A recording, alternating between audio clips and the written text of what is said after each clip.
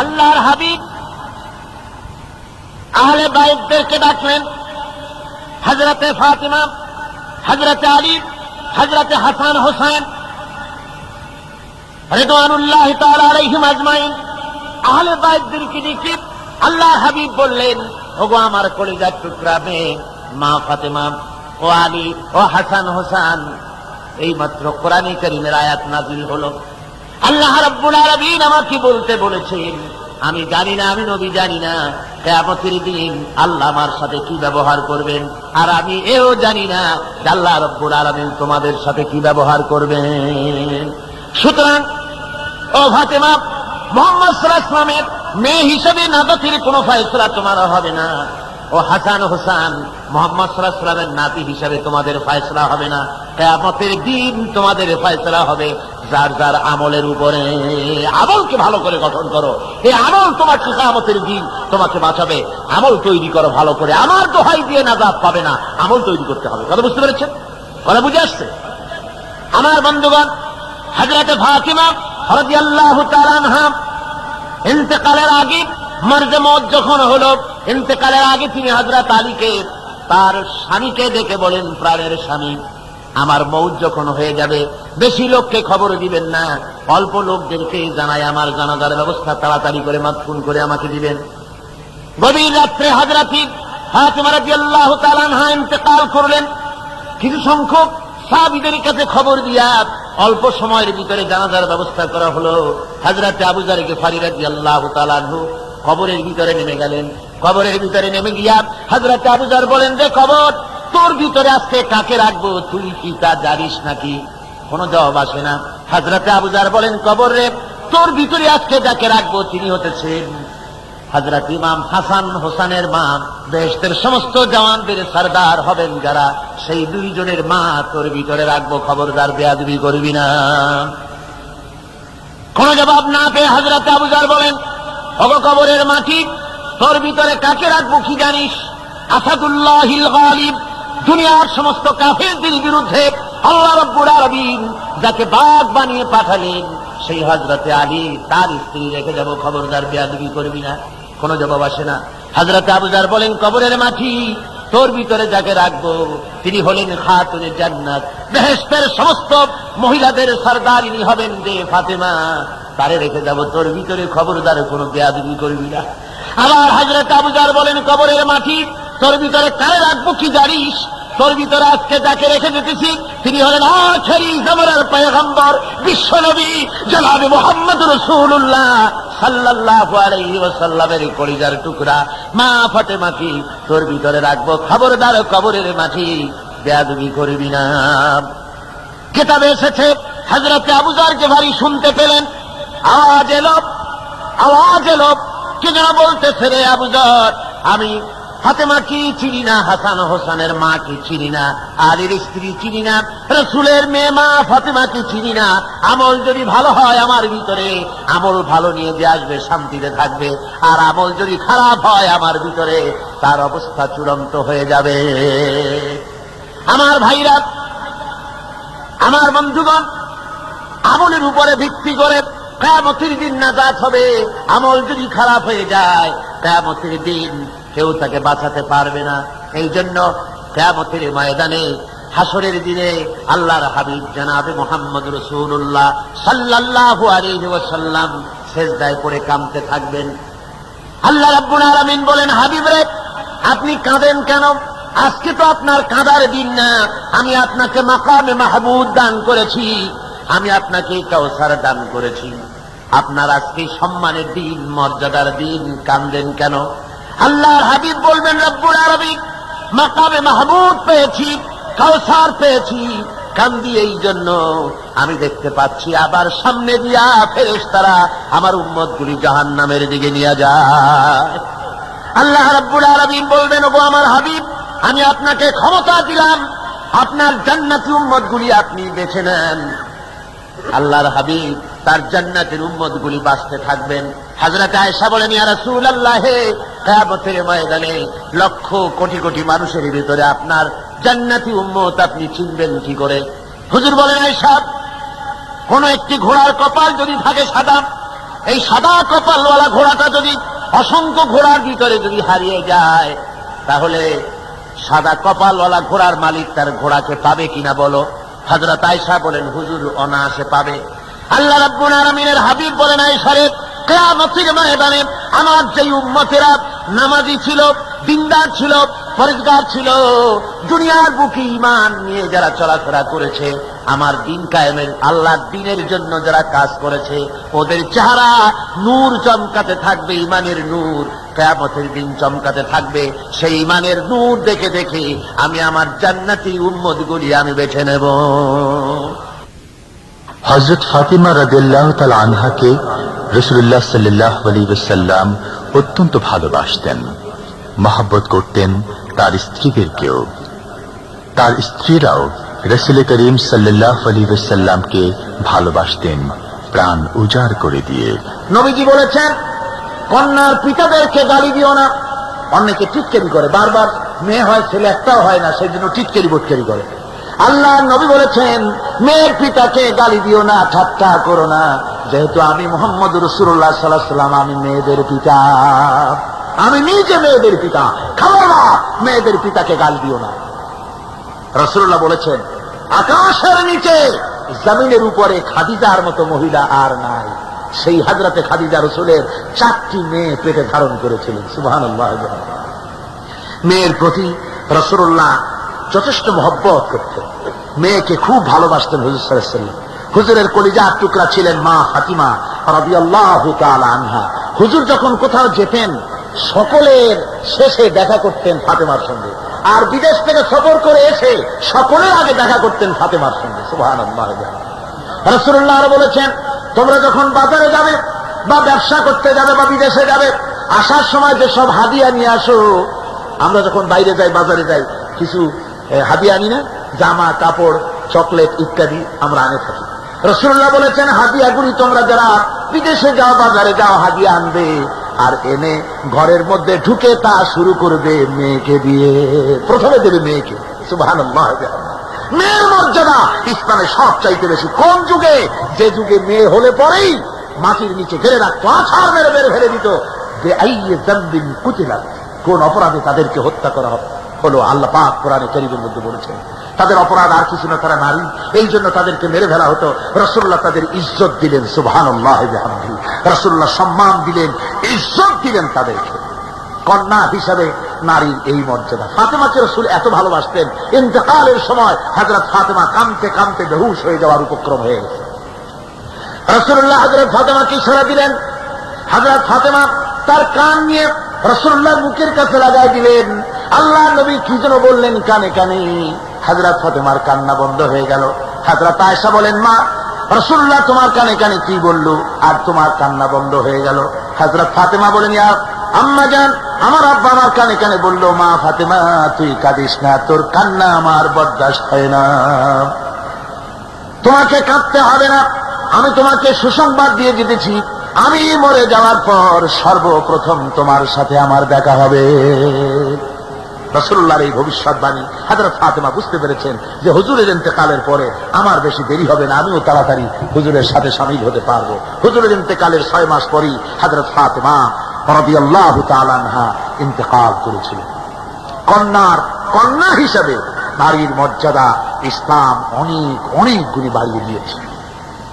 এই কন্যা শিশু, কৈশোর, যৌবন পেরিয়ে যখন যৌবনে তার বিয়ে হয়ে যায়, আল্লাহ রাব্বুল আলামিন তখন বলেন, ওয়া মিন আয়াতিহি আন খালাকা লাকুম মিন আনফুসিকুম আজওয়াজান লিতাসকুনু ইলাইহা ওয়া জাআলা বাইনাকুম মাওয়াদ্দাতান ওয়া রাহমা।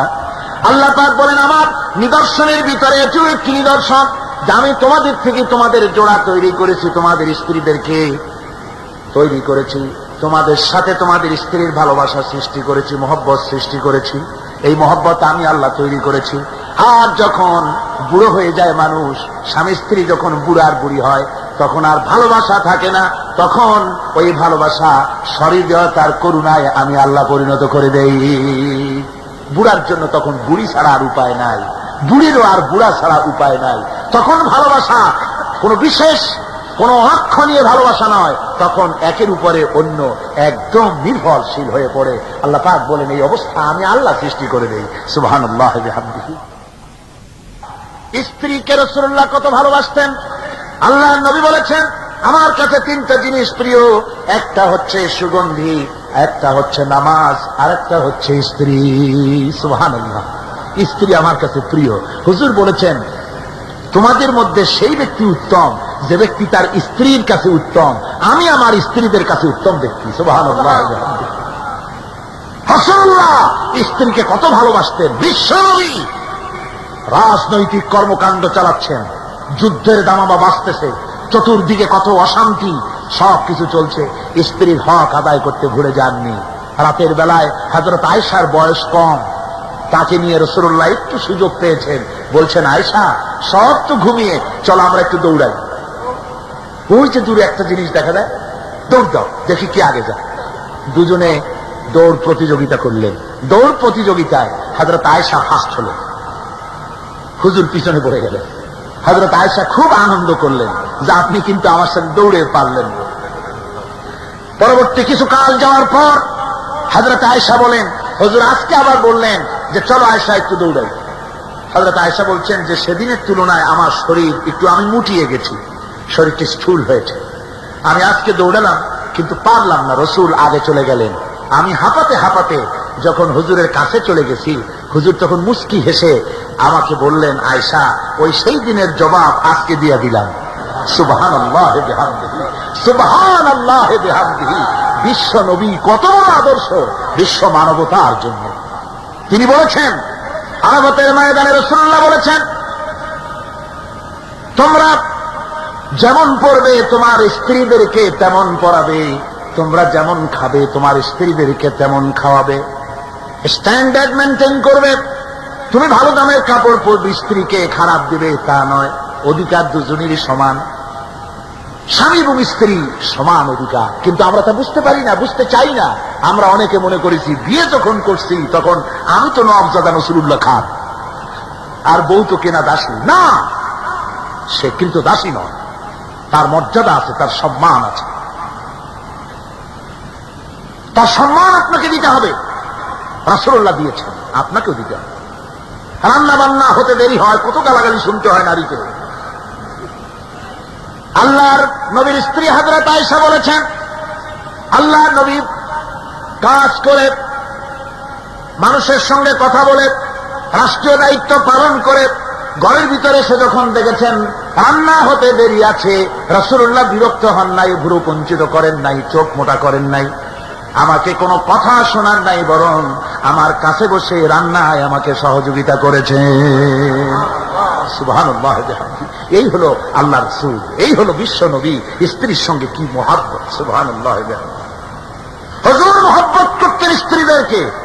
রাসূলুল্লাহর ঘরে দৌলত ছিল না, কিন্তু মহব্বত দিয়ে ভরা ছিল ঘরটা। হুজুরের ঘরে ফ্রিজ নাই, এসি নাই, হুজুরের ঘরে কার্পেট নাই, হুজুরের ঘরের মধ্যে জাজির নাই, তোশক নাই, বড় বড় কম্বল নাই, আরামের কোন জিনিস নাই, মডার্ন ইকুইপমেন্টস কিচ্ছু নাই, দৌলত নাই, কিন্তু মহব্বত দিয়ে ঘরটা ভরা। হযরত আয়েশা বলেছেন আমি পানি পান করে, যখন আমি পানি পান করে গ্লাস রেখে দিতাম, আল্লাহর নবী তখন গ্লাসের সেই জায়গায় ঠোঁট লাগাতেন যেখানে আমি ঠোঁট লাগাইয়া পানি পান করেছি। আমি গোশত চিবোতাম, রাসূলুল্লাহ আমার হাত থেকে গোশত টুকরা নিয়া সেই জায়গায় চিবোতেন যেখানে আমি চিবুয়েছি। সুবহানাল্লাহ। আমার ভাইরা, রাসূল তার স্ত্রীদেরকে মহব্বত করতেন, স্ত্রীরাও রাসূলকে মহব্বত করতেন দারুণ ভাবে। একবার হযরত আয়েশা সিদ্দিকা রাদিয়াল্লাহু তাআলা আনহা হুজুরকে গোসল করাতে ছিলেন, মাথার উপরে পানি ঢালতেছেন, হুজুর একটা চৌকির উপরে বা একটা তক্তার উপরে বসে আছেন। গোসলের পানির ভিতরে রাসূলুল্লাহ দেখতে পেলেন রক্তের মতো কি যেন প্রবাহিত হয়ে যাচ্ছে। হুজুর জিজ্ঞেস করেন আয়েশারে পানির ভিতরে রক্তের মতো কি দেখা যায়? হযরত আয়েশা বলেন হুজুর আপনি যখন বসেছিলেন অসতর্ক মুহূর্তে তক্তার নিচে আমার একটা আঙ্গুল পড়েছিল, পায়ে আঙ্গুলটা ফেটে বোধহয় রক্ত বেরোতেছে। রাসূলুল্লাহ তাড়াতাড়ি করে উঠলেন আর এই আঙ্গুলকে ব্যান্ডেজ করে দিলেন। রাসূলুল্লাহ বললেন আয়েশারে আঙ্গুল ফেটে গেছে, একটু আহাহু পর্যন্ত করলে না, এতক্ষণ তুমি কষ্ট করলে কেন? হযরত আয়েশা বলেন ইয়া রাসূলুল্লাহ ওটা তো একটা পায়ের আঙ্গুল। আয়েশার কলিজাটা ফেটে যদি রক্ত বেরোতো, রাসূলুল্লাহকে উঠতে বলতে আমি পারতাম না। কি মহব্বত রাসূলের সাথে। হযরত আয়েশা বলেন হুজুর সাল্লাল্লাহু আলাইহি ওয়াসাল্লাম স্ত্রীদেরকে এত ভালোবাসতেন, আমাদের ঘরে গোশত টোস্ত তেমন রান্না বান্না খুব কম হতো। গোশত রান্না হবে কি, মাসের পর মাস চলে গেছে রাসূলের বাড়িতে হুজুর স্ত্রীরা বলেছেন আমাদের ঘরে চুলে আগুন জ্বলে নাই, একটু শুকনা রুটি, একটু শুকনা খেজুর আর একটু পানি খেয়ে আমাদের জীবন চলেছে, এরকমের অবস্থা হয়েছে। তারপরে এই অবস্থা চলেছে, এর মধ্যে যদি কখনো একটু গোশত আসছে, হুজুর যখন ছাগল টাগল ইত্যাদি ছাগল দুম্বা জবাও করেছে, এই দুম্বার গোশত নিয়ে ছাগলের গোশত নিয়ে রাসূলুল্লাহ নিজে বেরোতেন। হযরত খাদিজার বান্ধবী কোথায় আছে খুঁজে ওই বান্ধবীর কাছে গোশত পৌঁছে দিয়ে আসতে। হযরত আয়েশা বলেন একদিন আমার ঘুম ভেঙে গেল, দেখি হুজুর আমার কাছে নেই, গেলেন কোথায়?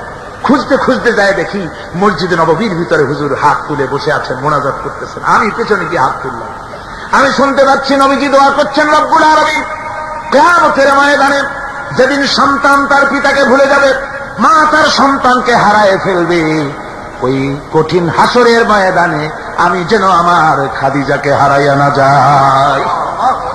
মুনাজাতের শেষে হযরত আয়েশা বলেন ইয়া রাসূলুল্লাহ, খাদিজার কথা আপনার এত কেন বারবার মনে পড়ে? একটা বুড়িরে বিয়ে করেছিলেন 25 বছর বয়সের সময়, 40 বছর বুড়ি, তার কথা কেন এত মহব্বত আপনার মনে পড়ে? তার থেকে যুবতী মেয়ে সুন্দরী মেয়েকে আপনার স্ত্রী হিসেবে আপনি পান নাই। হুজুর বলেন আয়েশা রে, খাদিজার সম্পর্কে এমন কথা তুমি আর বলো না, তোমরা সবাই আমার সুখের দিনের স্ত্রী, আর খাদিজা আমার এমন সময় স্ত্রী ছিল যখন মক্কায় আমার আশ্রয় ছিল না, তামাম মক্কা নগরীতে আমার আশ্রয় ছিল না। খাদিজার সঞ্চিত সমস্ত ধনরাশি ইসলাম কবুল করার পর দুহাতে খাদিজা বিতরণ করে দিয়েছে। হযরত আয়েশা বলেন হুজুর আমার গোস্তাকি মাফ করে দেন, আমি আর এরকম বলবো না, তবে খাদিজা সম্পর্কে আমার কিছু একটু শুনান। হুজুর বলেন আয়েশা রে শোনো, গভীর রাত যত রাত হোক না কেন ইসলামের দাওয়াত দিয়ে দিয়ে গভীর রাত্রে আমি যখন বাসায় ফিরেছি, ঘরে এসেছি, দরজায় একটা মাত্র ডাক দিয়েছি খাদিজা, অমনি দরজা খুলে গেছে।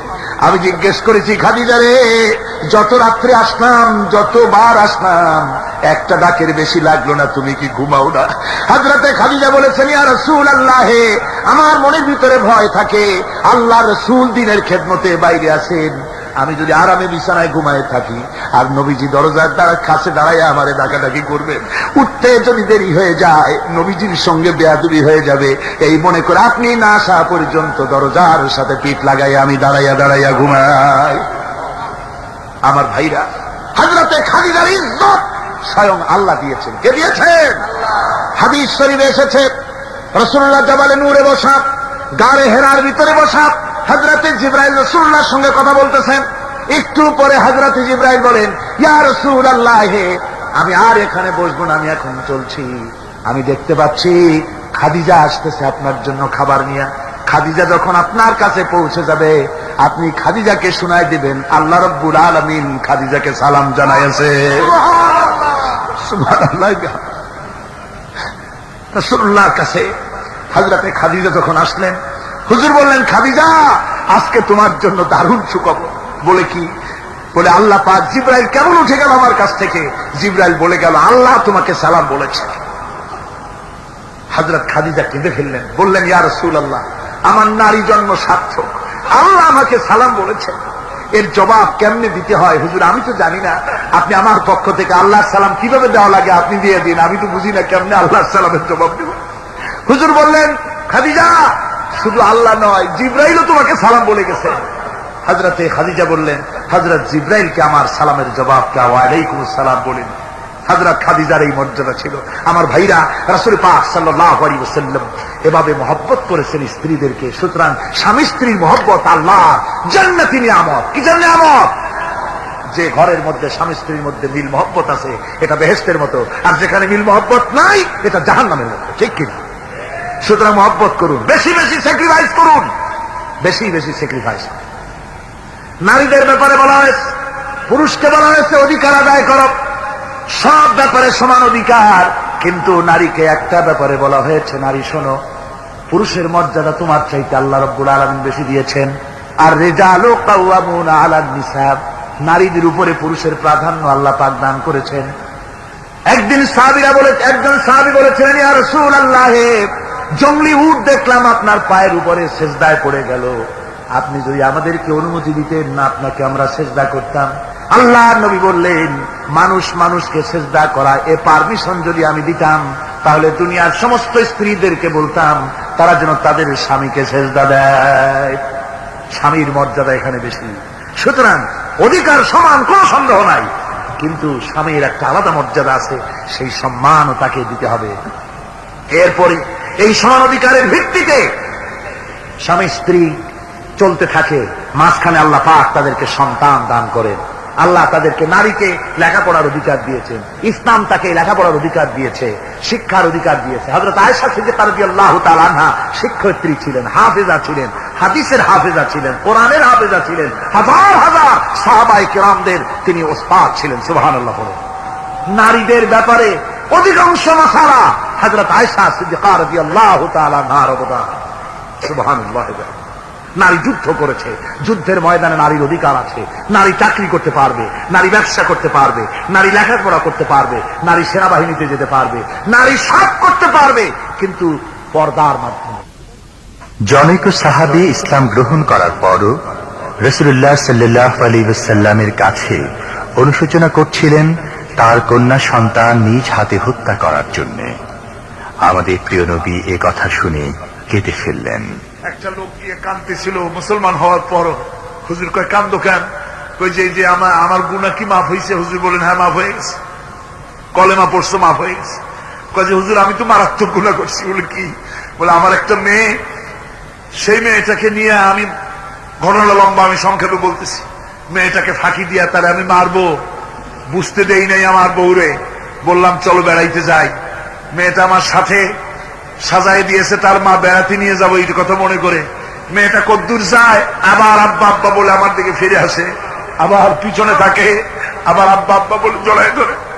এইভাবে করতে করতে যখন নির্জন এলাকায় গেলাম, আমি পাহাড়ের পাশে গর্ত খোঁড়া আরম্ভ করলাম। গর্ত খুঁজি আর মাটি ছিটে এসে আমার দাড়িতে লাগে। বাচ্চা মেয়েটা আমার কাছে এসে দাড়ি দিয়ে ধুল ঝাড়ায় দেয়, কয় আব্বা তোমার দাড়িতে ধুল লাগতেছে, তুমি এই কষ্ট করতেছো কেন? মেয়ে তো বোঝে না যে আমি তার জন্য কবর খুঁজতেছি। কবরটা খোঁড়া হয়ে যাওয়ার পর মেয়েটারে বান্ধা শুরু করলাম। মেয়ে এখন কাঁদতেছে, বাবা আমার বান্ধব কেন? আমি তারে বাঁধা জোরে ওর মধ্যে নিক্ষেপ করে দিলাম। মেয়েটা গর্তের মধ্যে বসে চিৎকার করে বলছে, আব্বা তুমি আমারে বাঁচতে দাও, আমি তোমারে বাপ বলে সমাজে হ্যায় করবো না, আমি ভিক্ষা করে খাবো, আমারে বেরো না। লোকটি বলছি, ইয়া রাসূলুল্লাহ, আমার মনে দরদ আসলো না। আমি একটা পাথর উঁচু করে আমার মেয়ের বুক লক্ষ্য করে জোরে মেরে দিলাম। বুকটা ফেটে রক্ত ফিনকি দিয়ে উঠল, আর মেয়ের বুক থেকে আওয়াজ বেরোলো, আব্বা। আমার কানে যেন এখনো সেই আওয়াজ বাজে। হাদিস শরীফে এসেছে, হুজুরের চোখের পানি দাড়ি ভিজে ভিজে জামার উপরে পড়তেছিল। হুজুর বললেন, আহারে, মানুষও পারে এইরকম কাম করতে।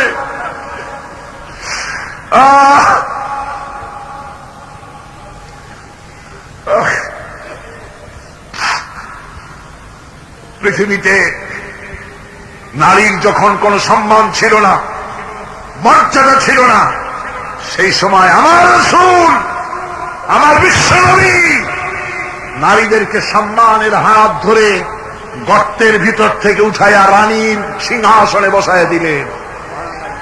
সুবহানাল্লাহ। মায়ের মর্যাদা দিয়ে দিলেন। সুবহানাল্লাহ। নারীরা আমাদের মায়ের জাত। নারীরা আমার কি এর জাত? মায়ের জাত। আমার মা বোনেরা, তোমাদের সম্মান কত তোমরা জানো না। আমরা পুরুষ, আমাদের পায়ের তলে জুতা, আর তোমরা আমাদের মায়ের জাত। তোমরা নারী, তোমাদের পায়ের তলে আল্লাহর জান্নাত, আল্লাহর ব্যস্ততা তোমাদের পায়ের তলে। এই সম্মান আল্লাহ তোমাদের দিয়েছে, নবী দিয়েছেন। সুবহানাল্লাহ কর। ভাইরা আমার, অধিকার ইসলাম দিয়েছে। বিবাহ যখন হয়, এই বিবাহের সময় এজেন্ট আনতে হয়। আর বিবাহ হচ্ছে বিবাহ বৈঠক। এজেন্ট আনার জন্য ওই যে কি জানি কয়, ম্যারেজ রেজিস্ট্রার বা মৌলবি সাহেব, কার অনুমতি আগে নেয়? বলেন কারণ তাহলে অধিকার ইসলাম পুরুষে দিল না মেয়ে লোকে দিল? আগে মেয়ে লোকের কাছে যাও, মেয়েটাকে জিজ্ঞেস করো সেই বিবাহে রাজি আছে কিনা। সুবহানাল্লাহ পড়ে, এই বিবাহে রাজি আছে কিনা জিজ্ঞেস করো, তার অধিকারই বেশি। এরপরে এই বিবাহে করার ব্যাপারে কত বৈষম্য। আজ বিবাহ করতে গেলে যৌতুকের প্রথা এসেছে। রাসূলুল্লাহ যৌতুক দিয়েছিলেন, ওটা যৌতুক না, ওটা উপহার, ওটা হাদিয়া। রাসূলুল্লাহ তোহফা দিয়েছিলেন হুজুরের জামাই। সুবহানাল্লাহ, কি জামাই! এক জামাই তো জিন্নুর আইন, যাকে ফেরেশতারা পর্যন্ত লজ্জা করত যারে দেখে, হযরত উসমান রাদিয়াল্লাহু তাআলা আনহু। আরেকজন হযরত আলী কাররামাল্লাহু ওয়াজহাহু। হযরত আলী, যার সম্পর্কে রাসূল পাক সাল্লাল্লাহু আলাইহি ওয়াসাল্লাম যাকে কত সম্মান দিয়েছেন, কত মর্যাদা দিয়েছেন, এই হলো হযরত আলী হুজুরের জামাই। আনা মদিনাতুল ইলম ওয়া আলিয়ুম বাবুহা, আমি হলাম জ্ঞানের রাজ্য আর আলী হলো সেই রাজ্যে প্রবেশের দরজা। সুবহানাল্লাহ। ভাইরা, এই হলো জামাই। আর মেয়ে খাতুনে জান্নাত, বিনতে রাসূল, বেহেশতের সমস্ত রমণীদের সরদারিনী মা ফাতিমাতুজ জাহরা রাদিয়াল্লাহু তাআলা আনহা। কি উপহার দিলেন বিয়েতে রাসূল! এই মেয়ে আর এই জামাই। উপহার হলো খেজুরের ছোবড়ার একটা তোষক, পানি উঠাবার জন্য একটা মশক, আর আটা পেশা একটা যাত্রা। এই হলো নবীর মেয়ে আর জামাইয়ের জন্য উপহার। আবার স্ত্রীরা রাসূলের প্রতি কি ভালোবাসা দেখেছেন। হযরত উম্মে হাবিবা রাদিয়াল্লাহু তাআলা আনহা, আমাদের মা আবু সুফিয়ান রাদিয়াল্লাহু তাআলা আনহু, তার মেয়ে। তার কাছে আবু সুফিয়ান তখনও কাফের, সেই কুফরি হালতে মেয়ের ঘরে গিয়েছেন।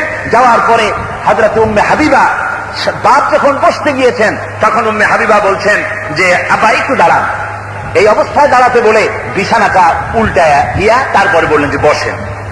বাপ মনে খুব দুঃখ পেলেন। আবু সুফিয়ান বললেন, মা উম্মে হাবিবা, আমি তোমার পিতা, ভালো একটা বিছানা থাকলে তাই বিছায় দেওয়া উচিত ছিল, আর তুমি বিছানাটা উঠাইয়া তারপরে আমার খালি জায়গায় বসতে বললা, আমি তোমার ব্যবহারে আহত হলাম।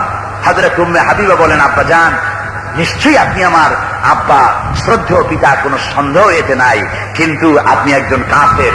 আল্লাহ রাসূল যে বিছানায় বসেন, সেই বিছানা আমি একটা কাফেরকে বসতে দিতে পারি না। সুবহানাল্লাহ।